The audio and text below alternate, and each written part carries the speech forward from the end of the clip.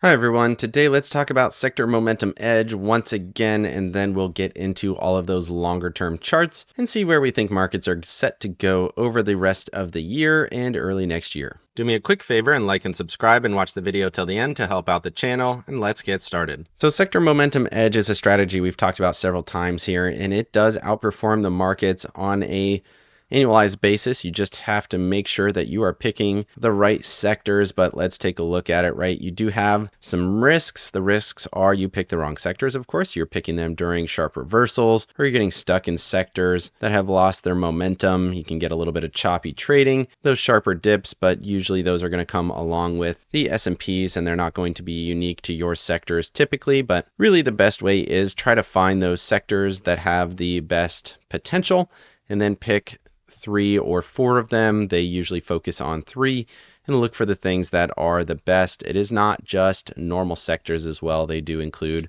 things outside of your normal kind of real estate staples or discretionary spend style sectors. And you can see the rules here. This is what they pick from. Mostly normal sectors, just sticking to that kind of spider ETF format. But you could include things like gold or other assets depending on your style of trade. They also include bonds here as another potential indicator, right? So consider those things as well. Want to pick your sector, and they usually look at sectors over the last 3, 6, 9, and 12 months. So usually on a quarterly basis, they're looking at these sectors and they are ranking them in terms of relative momentum, relative strength. Of course, if you're buying for the quarter, you want to pick things that have potential to rally for the quarter, and then you size your positions roughly at 33% because you are picking 3 of those. And then you want to choose your exits wisely. If you see dips in momentum, dips in cash, then you want to potentially exit those longer term positions. And you can see here, utilities, real estate, financials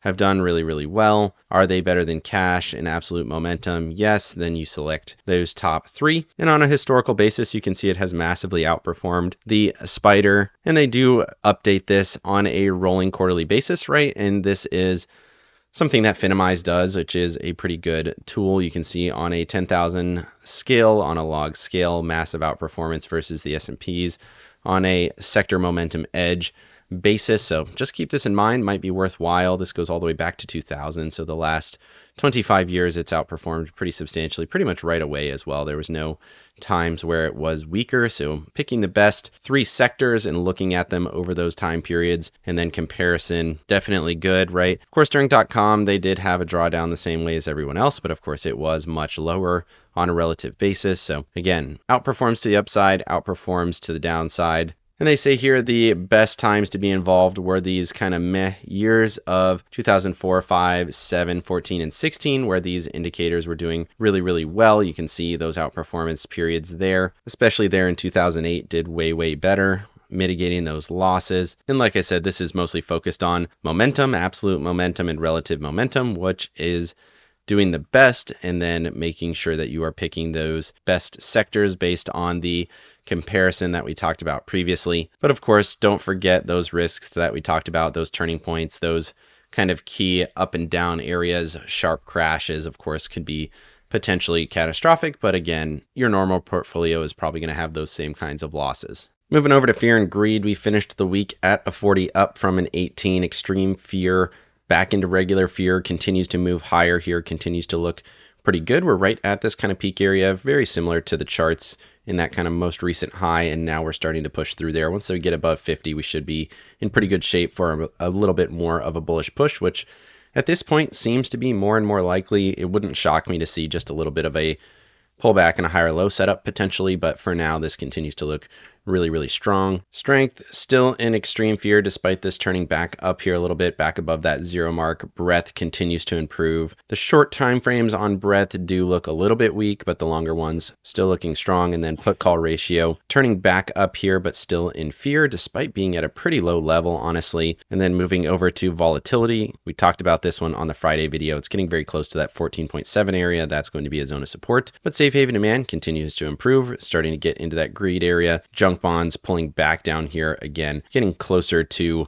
those more neutral areas. Moving over to the AAII survey, you can see the bulls are back in force. You would think this would start to make markets a little bit more bearish as too many bulls start to push up the price. There's just not enough buyers left as these numbers kind of start to swing. But for now, this has held up really, really well. And I do think we're going to continue to go bullish here. Even if we do see some hesitations, I think markets are just a little bit too primed to go higher after the most recent dip. Moving over to seasonality, you can see it's supposed to be sideways choppy here up until around the 18th, just before that kind of Christmas week. And that has not really happened, right? We were looking for bullish through here. So far, it has been quite bullish. Do we get a little bit of this down to sideways choppy next week? That'll be interesting. Kind of starts here on the 8th or 9th, which is that next week into here around the 18th, and then bullish rally, kind of January effect into the start of the year. Moving over to the calendar here, everything has been bullish for this first week, and you can see most Decembers are a little bit more bullish than bearish here. For next week, we're supposed to get CPI, FOMC on the 10th, Treasury budget, and wholesale trade, pretty much only on the Wednesday in terms of economic data this week. And then for next week, then we have that quad witching, which could be a little bit choppy. Might want to look for a little bit of potentially selling on this Thursday, maybe even the Friday. Usually that week before quad witching can be a little bit volatile. Moving over to the economic calendar, not much here for the Monday. For the Tuesday, JOLTS job openings. Seems like we'll just continue to get that every single month. This is for September, so that'll be interesting. Seems like we're just going to get this every single week at this point. This is the September numbers. We'll see if that comes out. Want good jobs numbers. I think weak jobs numbers are what the market kind of wants to ensure that cut on the Wednesday, but if they start to get too weak, that's going to be more of a detriment than it is a benefit to markets. And then we have the FOMC, of course. What are those longer run interest rates going to be? See what that dot plot is. The expectation is a cut, which seems very likely at this point, which means they will have culminated that 3-cut cycle that they expected for this year. What does it look for next year? Approximately 2 cuts is what they signaled last time, but let's take a look at it. Once that comes out on Wednesday, initial jobless claims coming in on the Thursday, 30-year bond auction on the Thursday, and then for the Friday, basically nothing as we head into the weekend. Moving over to max pain here for the Friday. This is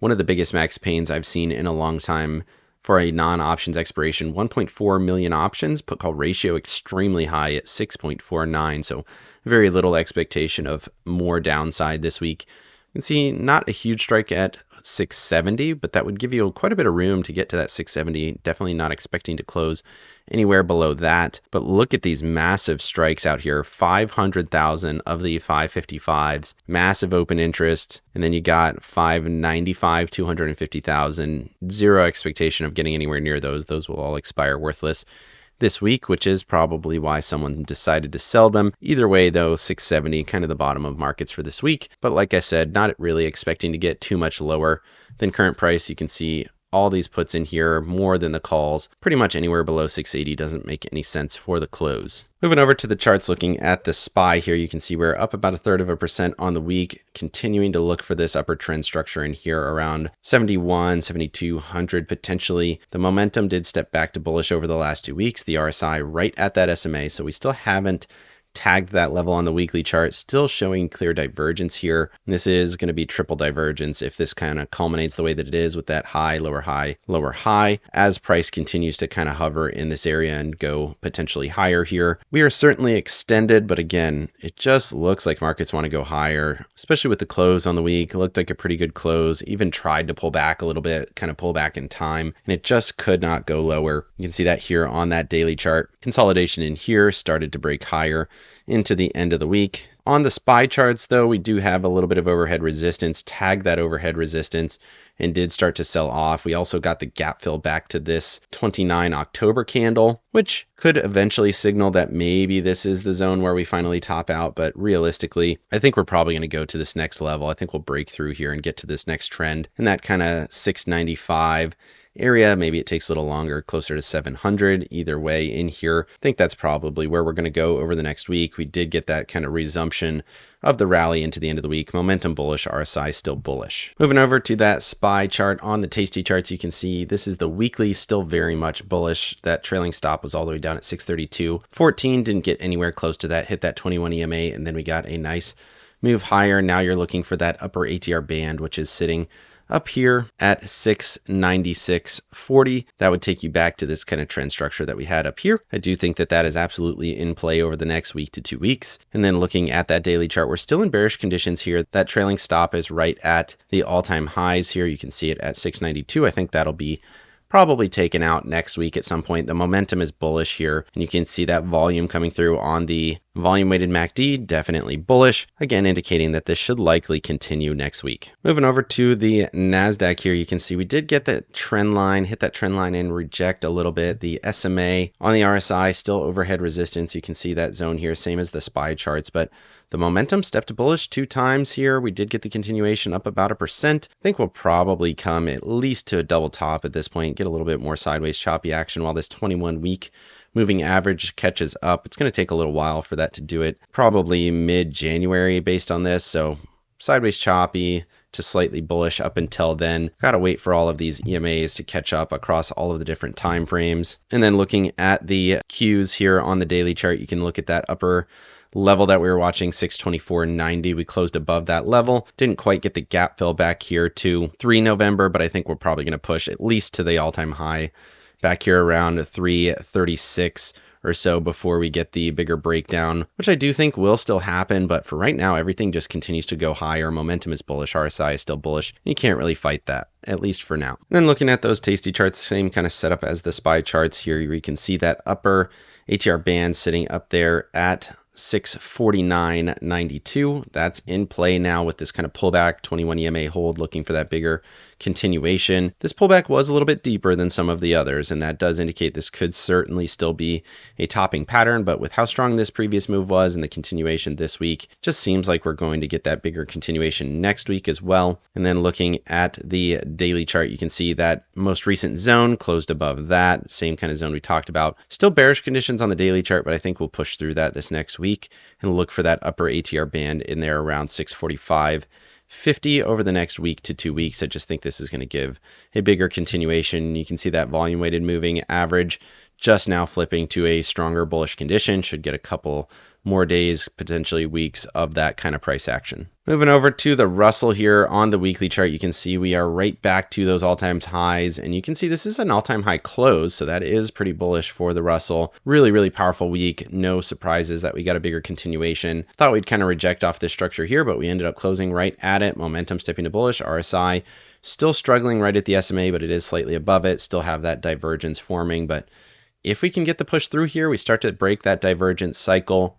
That would obviously be bullish, and it does seem like that is a possibility here. Watching this previous zone, those wick highs from the 13 October candle, that's going to be 252.77. High of this week was 252.66, so we missed it by just a couple of cents there, but I think we're going to get there, and then potentially if we can get a push through, then you're looking for this structure up here. It's certainly not out of the realm of possibility. This overall structure is still very much bullish here, and there you can see it quite a bit better. We're right at this kind of zone of resistance for sure. We're right at these previous highs right now. Push through that just barely, push through this barely. But now, are we going to get that bigger continuation up? I certainly think that is possible, and you can see the massive volume coming in at that rejection candle, which usually means this is a reversal point and that we're going to continue to stay bullish, which does seem like the thesis, at least for now. And then looking at that daily chart, you can see that same kind of zone of resistance pulled back just a little bit on the Friday. No surprises there, but MACD pulling back a little, RSI pulling back a little bit. Structurally, this just continues to look pretty bullish to me. This powerful move higher, very slight hesitation, continuation higher. Moving over to the IWM here, you can see we are right there at this previous high. Bullish conditions, though, on the daily chart, one of the only ones that are in bullish conditions, continues to rally here over the last couple of days. You can see that momentum definitely continues to tick to the bull side. And then looking at that weekly chart, again, you can see 21 EMA pulled back a little bit more, volume on the spike here, looking for this bigger continuation to that upper ATR band around 266.93. Again, might have that resistance here, but continues to look bullish to me. Momentum stepping to bullish. A little bit of volume on the week. Everything looks good there for this continue to go higher. Moving over to the Dow. The Dow continues to rally here, continues to look good on the week. New all-time high close for the Dow. The all-time high wick is from that 10 November, but we closed at a new record high there, looking for this to push towards that upper trend around kind of 490 to 495 area. Momentum still bullish. Interesting, we got steps down to bearish, immediately flipped to bullish. No interaction there. Above the SMA, volumes decent, continues to look pretty bullish across the board for markets. Moving over to the equal weighted S&Ps here, you can see we're right at all-time highs. We did make new all-time high wicks, and this is an all-time high close, but we didn't quite close above these wicks here from the end of September, beginning of October time period. I do think we're going to get the continuation through that next week. You can see momentum stepping to bullish, RSI stepping to bullish. Tech is not really leading us higher, which is why we're seeing these equal weights kind of start to outperform. The Russell outperformed, and I think that's going to continue, but either way, markets are definitely looking to go higher. Moving over to the SPY Russell and the NASDAQ SPY here, you can see the Russell did outperform. This continues to fall here, high, lower, high, expecting this to continue to go lower. So it looks like the Russell should continue to outperform, and then you got the NASDAQ outperforming too. So the SPY is kind of being left behind just a little bit. NASDAQ, big move, RSI, getting close to that SMA. I think we'll get the breakthrough here, and at very least get a lower high setup. Look for this to push through here towards that most recent high, and then this Russell going to continue to go lower on this ratio, meaning the Russell is going to go higher. We are just below the SMA. The momentum is tipping back towards bearish here, so this should continue to go lower. So strong Russell, strong NASDAQ, weaker SPY. Moving over to the SPX divided by the M2 money supply here, you can see continues to look strong, got above that level last week, 21 EMA held, momentum swinging to bullish, RSI continues to be right at that SMA, still showing that divergence, but it does seem like markets do want to go a little bit higher. Of course, it can go either way. Markets can always go either way, but if I had to pick a direction, I've been kind of bullish across the board for these charts. I do think we'll go at least to this most recent high. I think ultimately we'll probably top out around that .com bubble area, around the 3270 area. That means about a third of all of the M2 supply is going to be, which means there's going to be a massive allocation towards SPY charts, towards equities out of the total M2, which of course eventually that'll run out, but for now this continues to look pretty bullish to me. Moving over to the Mag 7 here, you can see Mag 7 continues to go higher. It had a consolidation here, continued to break higher. And then looking at that weekly chart, just continues to look even more bullish. You can see 1.75%, expecting this to at least get to that level towards that 179 to 170, 180 area. And then we'll see, can we break through and go back to these kind of wick highs up around 395 potentially. We are right at the all-time high closes, but of course the wicks are all the way up here. You can see this is the zone where they've been closing. I think we can get through that over the next week. Momentum stepping to bullish, RSI still showing that triple divergence, which is definitely concerning, but with the big candle up off of the reversal candle support zone here, looking for this to go back towards these previous highs, and then we'll see, does this consolidate over the next couple of months, and then we get that bigger breakdown in kind of mid-January timeframe. Moving over to Apple and Microsoft. Apple did hold above that level 275.91 through wick to an all-time high, closed below the previous close. It's right at overbought conditions. Momentum is fading a little bit, but this just continues to look really, really strong. Kind of looks like we're at a potential for a rejection. If we get a confirmation down, that might be concerning, but just don't really see that happening. This is still price discovery for Apple. Just looks like a slight hesitation. Again, 275.91 being that support level. If it dips below that, then you can start to make different decisions. But as long as it's above that, you have to assume that this is going to stay bullish. And then looking at Microsoft, this is finding support after that 466.57 level. Remember, this has fallen about 100 points or so, and now we found support in here. Momentum is still bearish, RSI still a little bit bearish, but I think this is probably going to come back up and retest that 9 EMA up around 500, 502 area, and then we'll probably get that bigger continuation if it's going to happen. Otherwise, for now, I think short-term bullish makes the most sense. And if you look at the daily charts here on Microsoft, you can see that kind of low, higher, low setting up. So yes, it was a slightly bearish candle on the weekly, but I do think this will continue to go into that kind of 500 area, and then you have the 144 EMA also in that area around 498. Moving over to Tesla and NVIDIA here. Tesla up 5.77%, got the big continuation back above the level 450. That is the zone of resistance. This is where we have hesitated the last 2 times, but we have a pretty substantial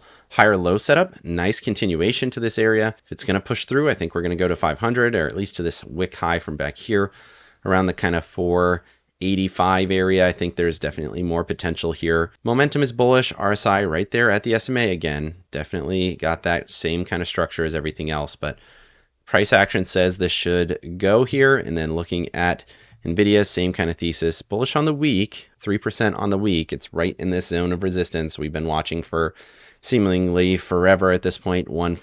180 to 184 zone. Momentum is a little bit bearish, RSI a little bit bearish in here. We'll see if this can push through and go back to the bullish structure, or is this going to be a hesitation, a distribution, and then an eventual fall. Moving over to Meta and Alphabet here, you can see Meta up 4% on the week. They have announced they're going to be cutting things inside the metaverse and spending less money, and focused on things that are making money like Facebook, Instagram, as well as their AI models. Can this continue to go through here towards that 700 area? I think that's possible. You can see volume ramping on the buy. It is in that zone of resistance for sure. You got some overhead trend resistance here as well around 687, but you have to give credit where there is credit due. You can see really strong candle, 9%, closed on the high. Another strong candle up 4%, closed on the high. That would indicate that there is potential for at least a push to that zone. That's what I would be looking for. I think we could overthrow here and then hit that zone, and then do we get a higher low structure here and then a bigger continuation up? And then looking at Alphabet, just continues to be a straight rocket ship, very slight hesitation, and then pushed to a new record close. Not an all-time high. The high was from the previous week, but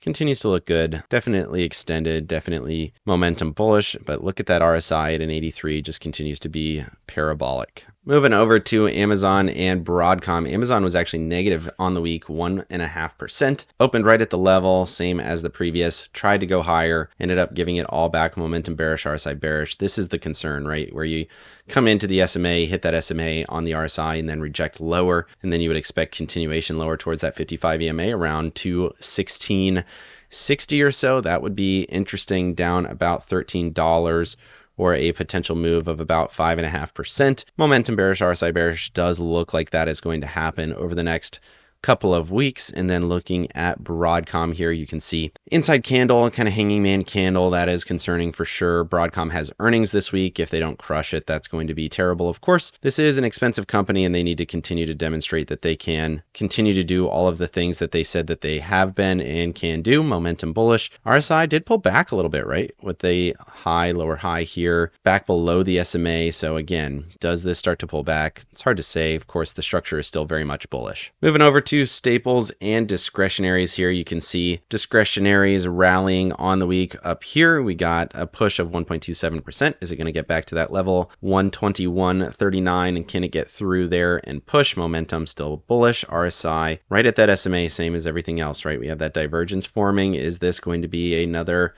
top here with a low, lower low, and this is going to start to break structure to the downside? That has not happened yet. And then you got staples pulling back from the 21 EMA, still higher low setup potentially. Momentum still bullish, RSI still above the SMA. So I still think this is going to be a relative bottom, and we should see a higher low or maybe a double bottom and then a bigger push as markets continue to go risk off early in next year. Moving over to 20 and 50-day breadth, you can see these were not as great, right? We had the big candle up last week that confirmed that this was going to be a strong rally and that there were going to be buyers coming in, and this is a slight pullback, nothing crazy. I still think we're going to see this kind of structure hold. Even if we dip a little bit into the 50s, I think it'll hold and give you a little bit more structure to the upside. You can see this is not a crazy high close, nothing to be concerned about, at least for now. And then you can see the change in structure that we saw on the 50-day. This was selling here, solid base, big up candle, consolidation, looking for this to continue higher over the next week to 2 weeks at least, and then really the potential for the next month, in my opinion. Moving over to the 200-day breadth, you can see this continues to go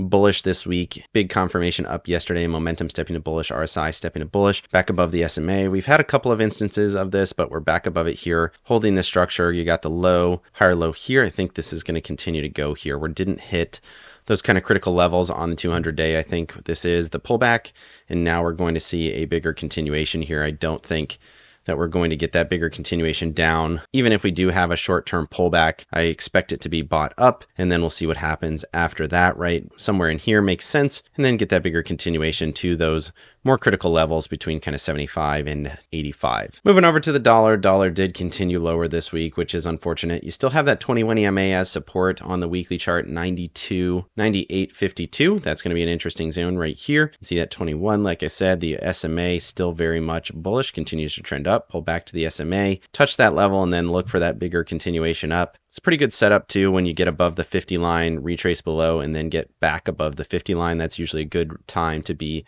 more bullish on the dollar, and I do think that that is potentially going to roll here Of course, the dollar is not going to like that cut a little bit this week, but I would suspect that that's mostly priced in, as it is a high likelihood that's going to happen. Moving over to bonds. Bonds did pull back a little bit on the week, 0.37 and 2.26%. Big move on TLT after breaking this kind of head and shoulders pattern. Momentum bearish, RSI bearish. This is likely pulling back down to that 85.90 level now that all of the dynamic supports on the weekly chart are broken. So structurally, very much more bearish. J&K, on the other hand, holding in here in the same kind of range. Momentum swinging a bullish RSI. Right at the SMA, kind of breaking down there. That's a little bit more concerning, but these both should benefit from that rate cut that we are going to get next week. I'm surprised, honestly, that it's not being a little bit more bullish. Maybe it's just waiting for something, but either way, once we get that rate cut, bonds should be in a better place. Moving over to volatility here, you can see volatility did continue to fall towards that 14.7 level. That is the zone here. Once we get there, I do suspect we'll see at least some kind of hesitation, but I do think we'll get at least a little bit more fall to that area. Momentum is still bearish, RSI is still bearish. This could absolutely go as low as these previous lows here in that kind of 11 to 12 area as well. Maybe we fall a little bit further after this kind of short-term spike up that we saw over the last couple of weeks, but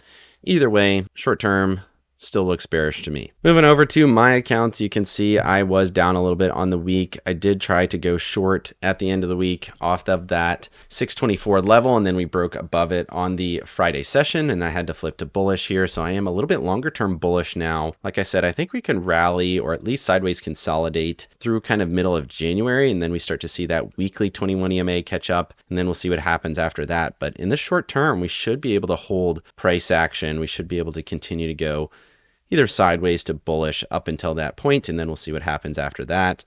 And then we got about 2 weeks left on this dollar position. It is what it is at this point. Hopefully we can continue to go. Hopefully we can find support at the 21 and get a little bit more of a rally out of it. But I think I'm just going to sit on this and see what happens, basically up until expiration. So slightly bullish really on both of these. Let me know down in the comments section what you think of sector momentum edge. Are you going to use that kind of a strategy in your portfolios? Let me know what you think. Otherwise, like and subscribe if you got any value out of this video. Make sure you hit the bell so you're not missing out on any future episodes. Of course, none of this is financial advice. This is all for entertainment purposes. Good luck in your trading and have a great day.